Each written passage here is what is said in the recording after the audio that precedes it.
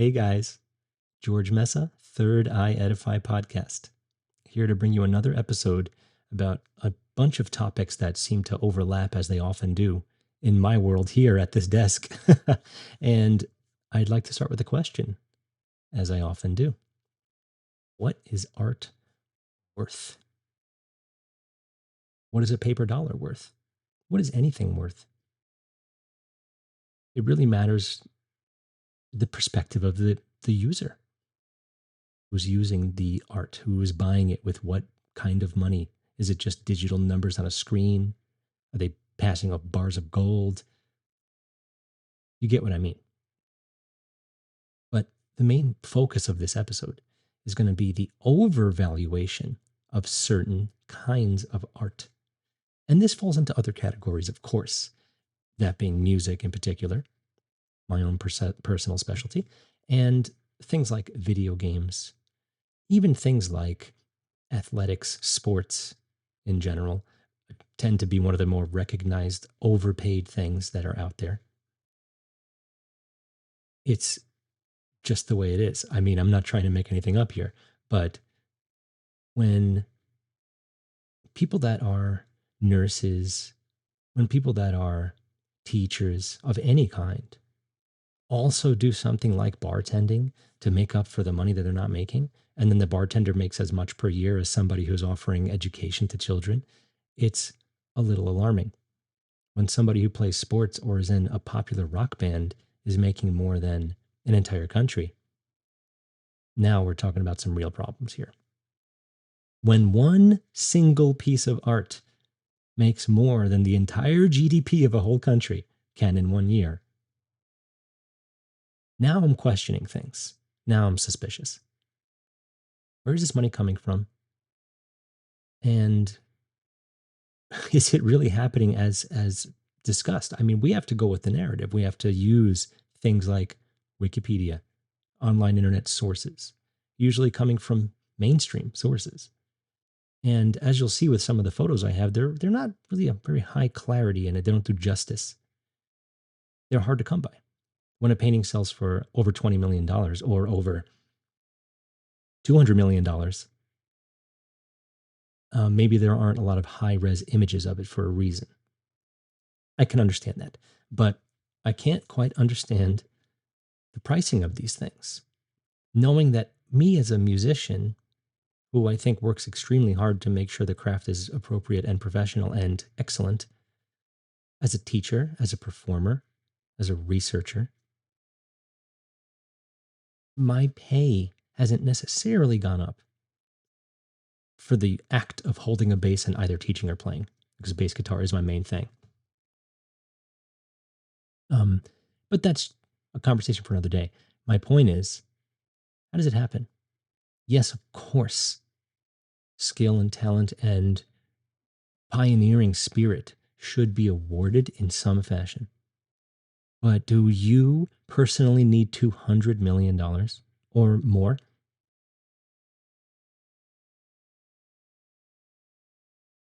I'm just saying that can aid countless numbers of people, just as a start to the conversation. So, who am I talking about in particular? Why don't we start here and let this web weave itself in all the directions that it may. So, here is an image of somebody a lot of you, I assume, are familiar with, Jackson Pollock. That's spelled Pollock. Not to be confused, that's the spelling that you would give a Pacific pollock, the fish, not to be confused with the Atlantic pollock, which is Pollack, something I found out while researching this. It's a fish with a protruding jaw. Has nothing to do with what I'm talking about. I just thought I'd throw the info out there. And here he is working on a painting. I'm not sure which one, but as you can see, the canvas is humongous. And the splattering is apparently random. Of course, I personally wouldn't necessarily say that. But this drip style, this pioneering act of abstract expressionist painting, it's known as the abstract expressionist movement, was really pioneered by him. And when anything's pioneered by anybody, whether you think it's art or not, it is absolutely important in not only the advent of culture in any part of the world, but also the perception of culture in the rest of the world. This seemingly chaotic process here, which he certainly denied was anything on relying on anything of the accident, in quotes. He used his body, force of paint. And of course, this word kept coming up as I was researching gravity, which I've spoken about previously, and I will speak about another day, but not today. He had an idea what he wanted ahead of time. And he put into practice combinations of colors, thicknesses, and different types of brushes and different effects. He walked around the canvas. There was plenty to talk about here. And I'm not here to discuss Jackson Pollock in detail at all, as a matter of fact. I'm here, more importantly, to discuss paintings such as, at the time, what was the most expensive painting of all time ever sold. And this here is called Blue Poles, which is the AKA. It's really called number 11, 1952. It's purchased amid controversy, in quotes, by the National Gallery of Australia in 1973 by the Whitlam government, who was the 21st Prime Minister of Australia. So Australia bought this for $2 million in 1973. And at the time, this is the highest anyone has ever paid for a painting. I assume by a lot. Now, I'm not here to tell you that this isn't worth something. I think it's pretty beautiful, and I'm very sorry that I can't get a better quality image for you to look at. But it doesn't matter how amazing or pioneering or whatever, this isn't even his first work. It's nothing should be placed into these types of money amounts, especially when dollars and currencies are different throughout the world. Why does this cost $2 million?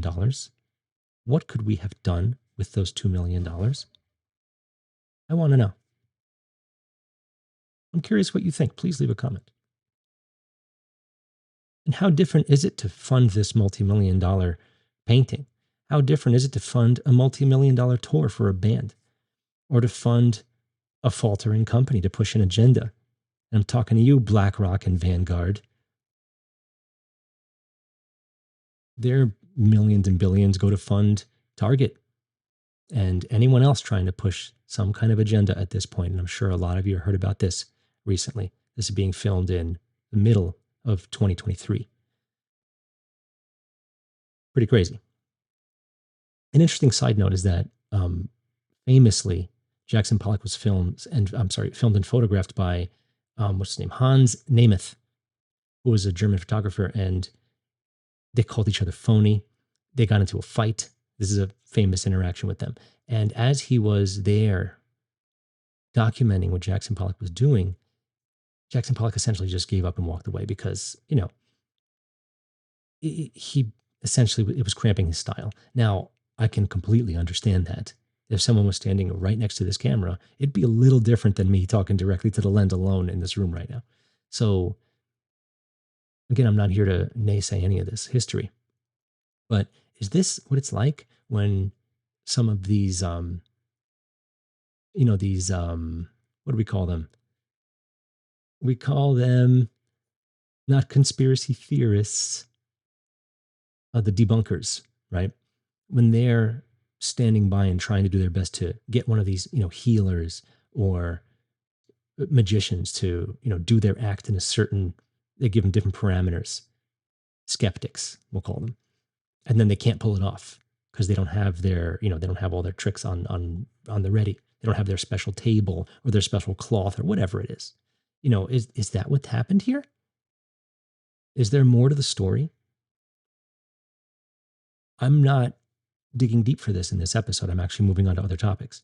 But I am curious, again, how anything can produce this kind of money. And that's just the beginning of the expensive Jackson Pollock paintings. There was in November 2006, His painting number 5, 1948, sold privately to an undisclosed buyer for $140 million. And at that time, it was the world's most expensive painting. So that's 2 world records right there. And in 2013, number 19, 1948, at auction reached $495 million. So half of $1 billion for one painting. Somebody can afford this. Who?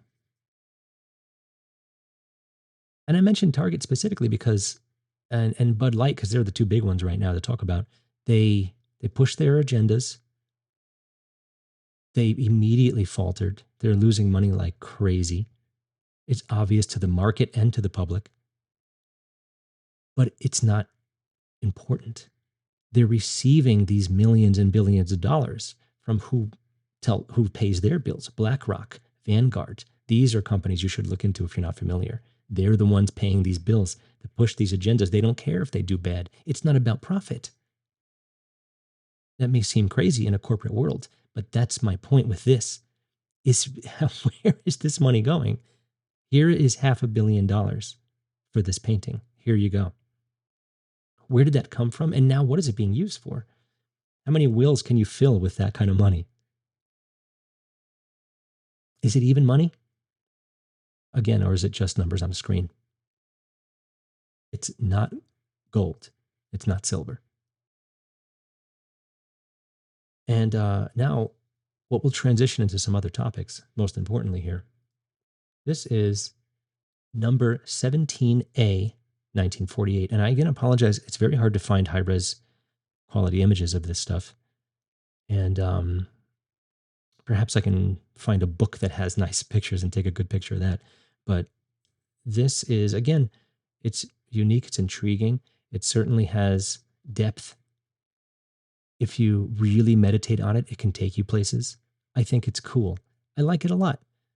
I'm into abstract, and I'm also into basic and fundamental because they all have their shared beauties.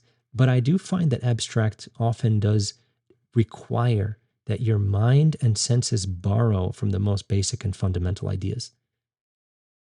Perhaps this is what people really like about this stuff. To the tune of $500 million, though, I don't think anything could possibly be worth that. Maybe an entire continent. I don't know. Is that how can you buy things like that? It's really hard to say. But based on our track record past 100 or 2 years, I'd say it's very possible to buy continents, yes. So this particular painting raised my interest the most, actually. Not because of its looks or anything. And again, I think it's pretty cool.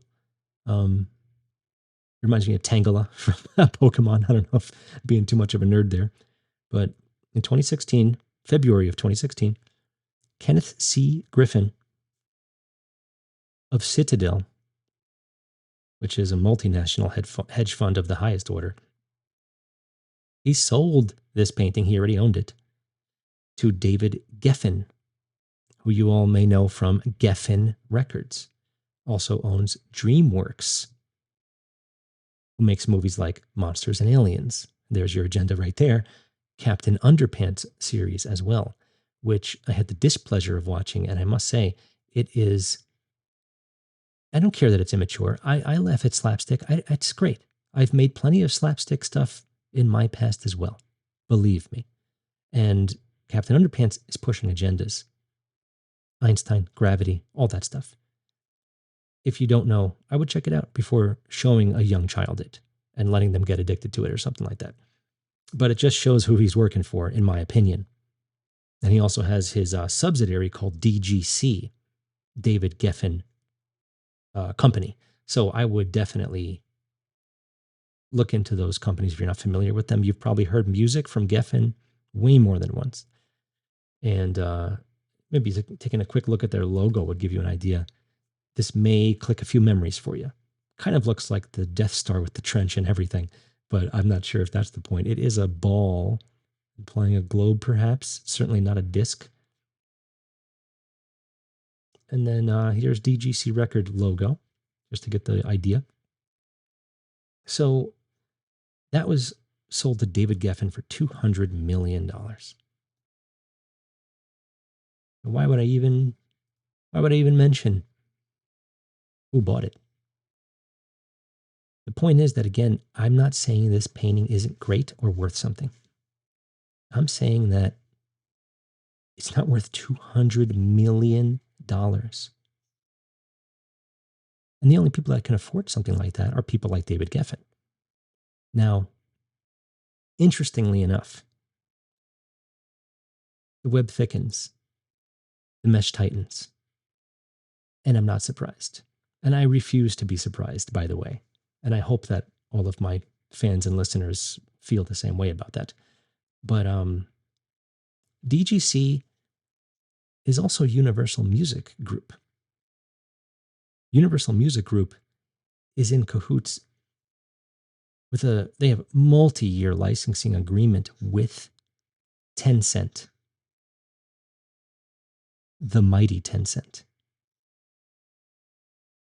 I may have mentioned a few times that I was on the show Crow 777 Radio about 2 years ago, maybe even a little more now. And I did an entire episode on video games and what I think is the agenda behind them. And Tencent was an important section in that conversation because they have they're a huge player in the video game world and in the music world, as you can see, and many other things, movies as well. But beyond that, there's bands that get funded by these companies. They get funded to have huge tours because a lowly band starting from nothing, even if they get pretty popular, you can't fund a world tour. You can't. And record sales, especially nowadays, are certainly not going to pay for that world tour. You need somebody to buy your band for $500 million. They're not going to give you $500 million. They're going to use $500 million to create the infrastructure for a world tour. And then you may get something at the end of the day, of course, but you're not going to see those kinds of numbers, which makes the painting even more staggering. That one painting, the transition of the painting from one owner to another, $200 million for you. It's not about now you have to go utilize this money and compartmentalize a bunch of different people to make it work, touring from different countries, different continents. It's staggering, to say the very least. It's staggering. So who is somebody that's under the DGC record label? It's the band Hole. And they had an 8-album contract in 1992. And of course, Hole is fronted by Courtney Love, who's the extremely controversial figure who had a child with Kurt Cobain from Nirvana, who is under extreme suspicion for the circumstances surrounding the murder of Kurt Cobain. And some of it seems pretty legitimate from a conspiracy theory point of view, but the documentaries that were made about that seem fairly legitimate. I didn't do any personal research. It seems fishy that he was able to use the shotgun the way that they said he was, but I don't know. And it's a real shame, regardless of any of the story behind that. Now, net worth is hard to judge, I assume, on somebody like Courtney Love. She's an actress. She ends up in roasts of people, and she's done all these albums with the band Hole, which it looks like she actually wrote the music, which is respectable, and I appreciate that. But it says she's worth $100 million online. Whatever, not important. But again, what would you do with $100 million? Would you buy everyone you know a house, or would you just kind of sit on it and just keep doing what you're doing? It's funny how they always just seem to not do much with their endless, bottomless funds. But it all comes from they have to be funded first. She didn't earn $100 million touring with a band. That fell, in my opinion, out of favor fairly quickly. That just doesn't happen. And I met her because I've played a lot of gigs, and I played a show one night, the same place she was playing. I was the opening band at a place at the far east end of Long Island, Montauk. And it was called Surf Lodge. I was there, I played, and then she was there. And of course, she was just surrounded by people. And I'm not I'm not against telling all of you that I didn't get a very good vibe from her.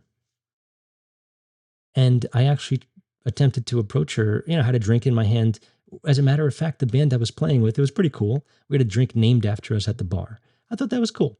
And so I said, "Hey, we have our own drink. Can I offer you one?" It's like, um, I'm a big fan. I didn't say I wasn't necessarily a big fan of Hole, but I just wanted her to know that I was there and get a chance to meet a superstar, essentially. And she didn't even say no. She just kind of turned around. Now, I understand that I'm not the first person that said that to her, but I was with the band. We were there to say, "Hey, we just got off the stage." She saw us. She knew we were the band. It's not like I was some lone dude coming in to hit on her. We showed up as a band. I was the one that said, "Hey," because I recognized her right away. Other people didn't actually. And we got zero acknowledgement. Again, she was not simply pushing off somebody asking for an autograph or some guy trying to hit on her. She disregarded and completely denied speaking with the opening band. And this wasn't some venue where you could hide in the backstage. It's just like an open place and just hang out at the beach. And zero response. So good for her and her $100 million. I really don't care. But the chances of her being the despicable person that people say she is might be good. There's a good chance. It's unfortunate that this is true, but I have personal experience with it, and I'm willing to share that. So, who else is on this list? Not Geffen, but I thought of Miley Cyrus because I know she's obviously at this point, whatever you want to call it, filthy rich, and who knows why. I don't necessarily think she's very innovative or artistically gifted in any regard. I think she's very unfortunately groomed from a super young age to be Hannah Montana. It just gets worse from there. I don't even want to get into it. Her godmother is Dolly Parton, however. I thought that was interesting because Dolly Parton fell right along the vaccine bandwagon, even to the point where any of you that have seen Died Suddenly, she's at the very end and she re-sang Jolene, that song, super famous song of hers, and she replaced the word Jolene with vaccine. And she's just totally on the agenda. And that one hurt because I do think Dolly Parton is very talented and I did like a lot of her music. And it's very unfortunate that she also, hey, episode 10 of mine, drop your heroes, right? And every corner you turn, you have to. It's very unfortunate, but it's true. So, Hannah Montana was making $15,000 per episode. This is a little girl. So the parents were clearly doing that. Billy Ray Cyrus is the dad, by the way. So that was her at age 11. I picture the castrati in the ancient world where parents would actually give their kids to be castrated in the hopes that they would survive and retain a male and retain a high-pitched feminine voice for the rest of their lives, not successfully completing puberty, losing their genitals.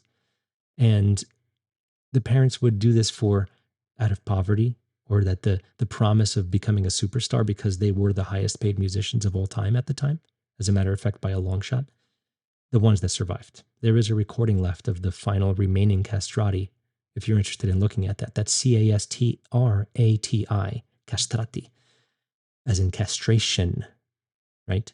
So none of this is new. None of this is new at all. So this whole 10-cent thing, this whole idea of an artist getting way too much money, no matter whether it's sports or anything, and you've got a better chance of being an athlete than being in a popular rock band. There are 1, 2, 3, 4, 5 maybe in a rock band, maybe 3 sometimes.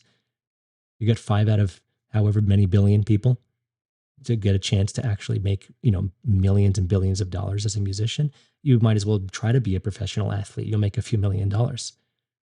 And I still think that's quite overvalued. And where's the money coming from? And all I ever see is people gambling on sports.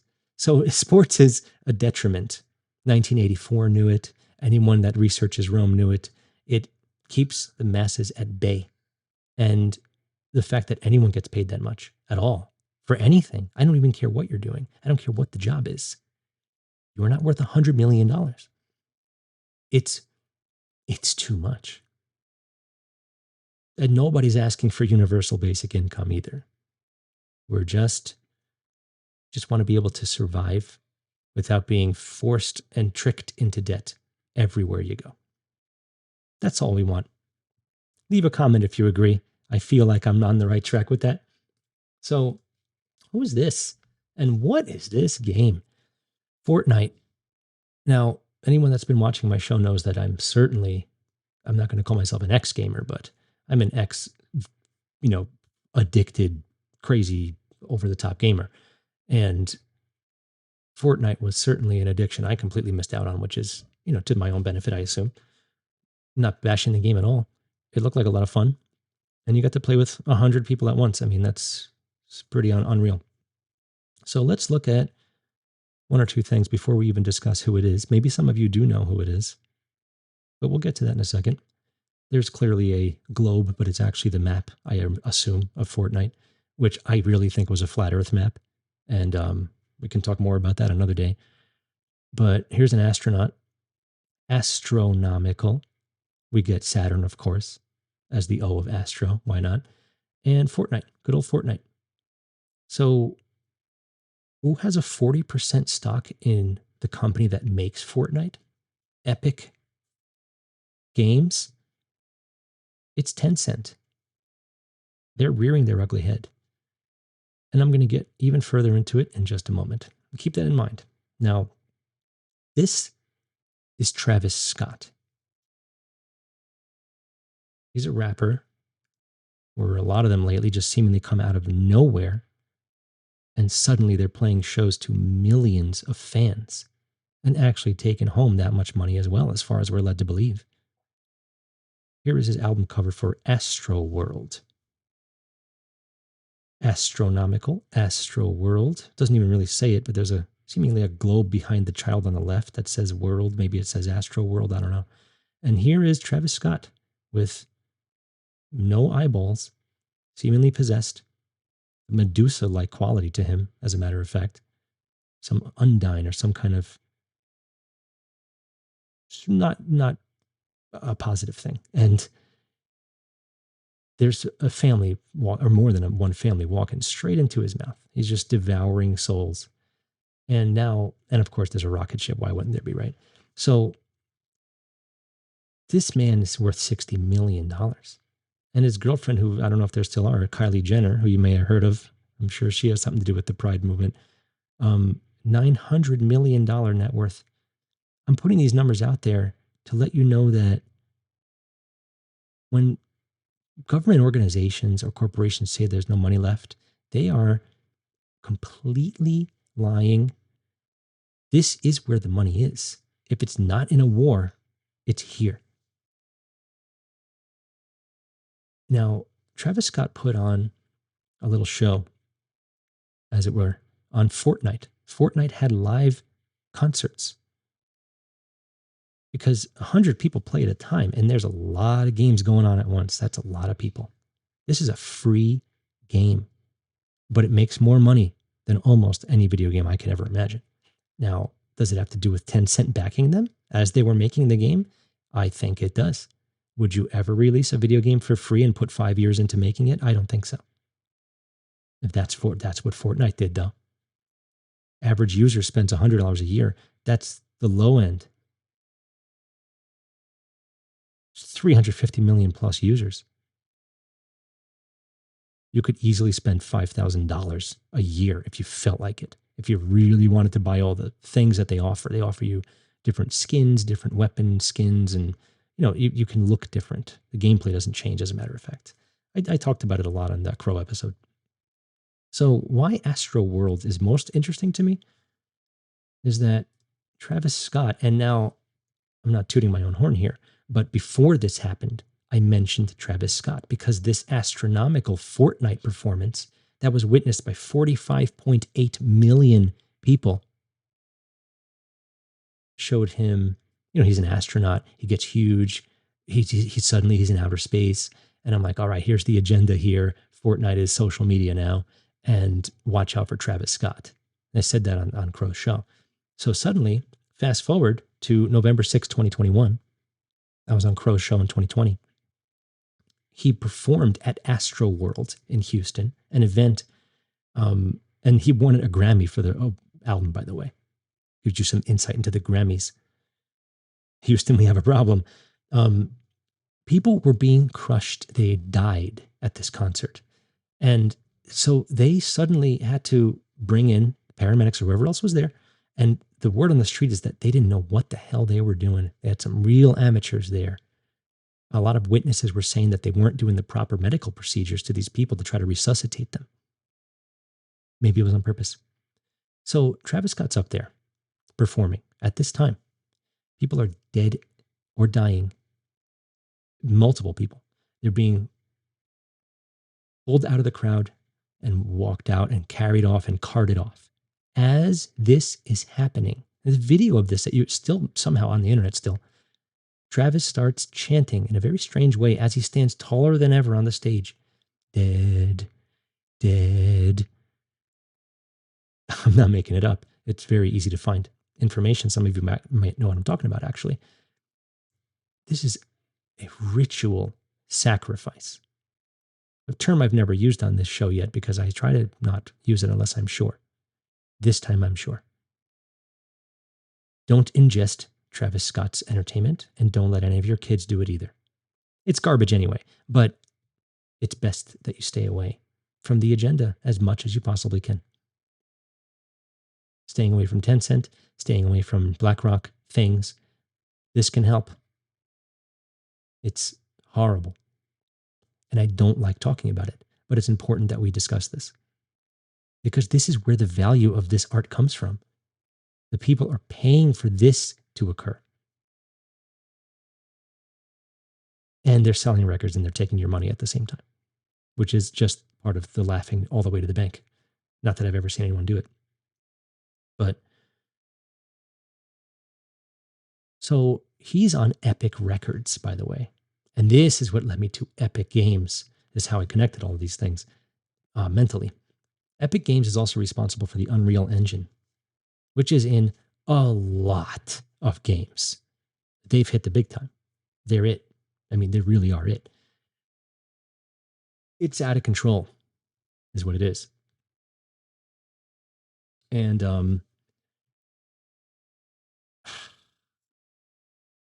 think about this now. Tencent has 40% stock in the company.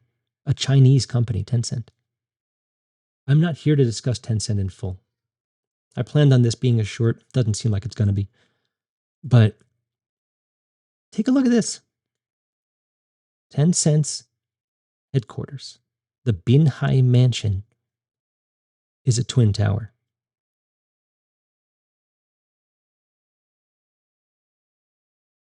Are you surprised? Don't be. An interesting, Binhai means marina, marina, mare, and mansion's root word is manere, to remain. Mare, manere. I thought that was an interesting kind of chant-like sounding thing to it. Could be related, could not be. I really don't know. But side note about the alien thing I mentioned earlier, Monsters and Aliens from DreamWorks. And yes, I have a lot of trouble believing in the alien agenda that's being pushed right now. But Tom DeLonge, Blink 182, also on DGC Records, he's involved in conspiracy theories, and he founded the To the Stars Academy of Arts and Sciences and Entertainment. It's an entertainment company. They pretty much show you what's going on with aliens. And To the Stars is an L. Ron Hubbard book. And he's a Scientologist. So I don't know how far those connections go. I actually never took it deep yet, but we will. Let's see what happens eventually. Not today. But and another side note that David Geffen and Oprah Winfrey tried to buy the LA Clippers. This is another thing that, they're putting their hands in everything. When you go to, maybe it's not the sport itself. Maybe it's all the advertisements that come with it. Maybe it's the stuff that they're putting on the college teams and the WNBA team shirts. They're all walking advertisements. Every picture is an advertisement for them. It's crazy. It's crazy.